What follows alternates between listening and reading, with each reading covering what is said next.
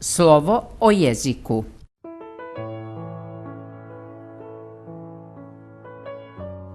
Serijal o crnogorskom jeziku. Objašnjenje jezičke norme.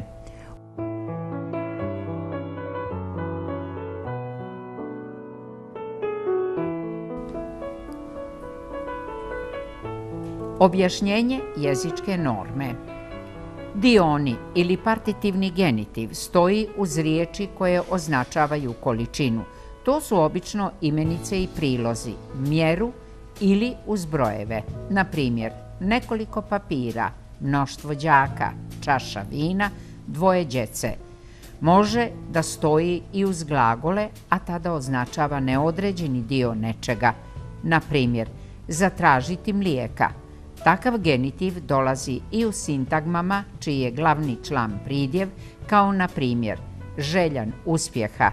Posebna vrsta dionog genitiva stoji uz riječi koje označavaju igre i naziva se genitivom igre, kao na primjer igra šaha.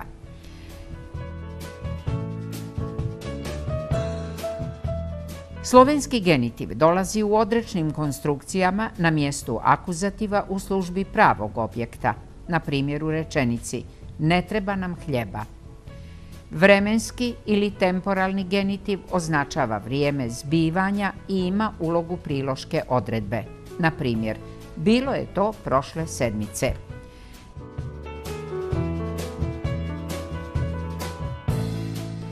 Genitiv svojstva ili kvalitativni genitiv označava svojstvo predmeta ili njegovog dijela. Na primjer, mladić duge kose. Upotrebljava se isključivo sa pridjevskim riječima, jer, na primjer, umjesto mladić duge kose ne može se reći mladić kose. Podvrstom kvalitativnog genitiva smatra se genitiv dobi, na primjer, žena srednjih godina. U njemu se sastaju vremensko i kvalitativno značenje, pa je to zapravo kvalitativno vremenski genitiv. U njemu se kvalitet, svojstvo predmeta izriče vremenskim obilježjima.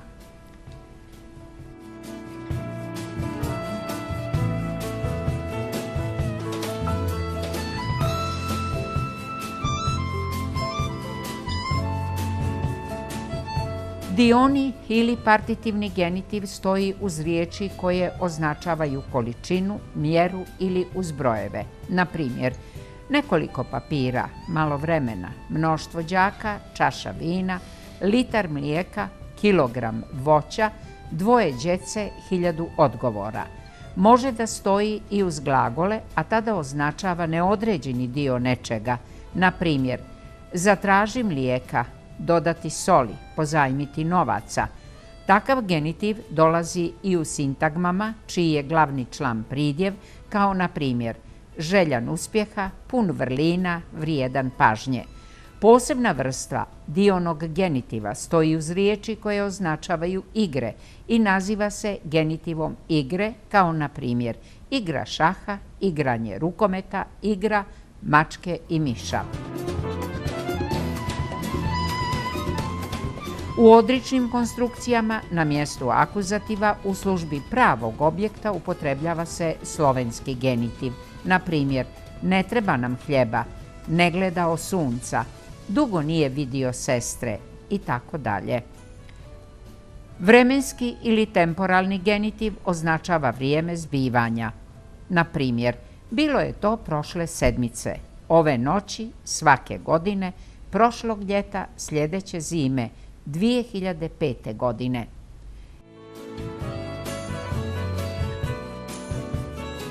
Genitiv svojstva ili kvalitativni genitiv označava svojstvo predmeta ili njegovog dijela. Na primjer, mladić duge kose, starica niskog rasta, glumac velikih mogućnosti, ptica dugog vrata. Podvrstom kvalitativnog genitiva smatra se genitiv dobi, na primjer, muškarac srednjih godina, djeca ranog uzrasta i slično.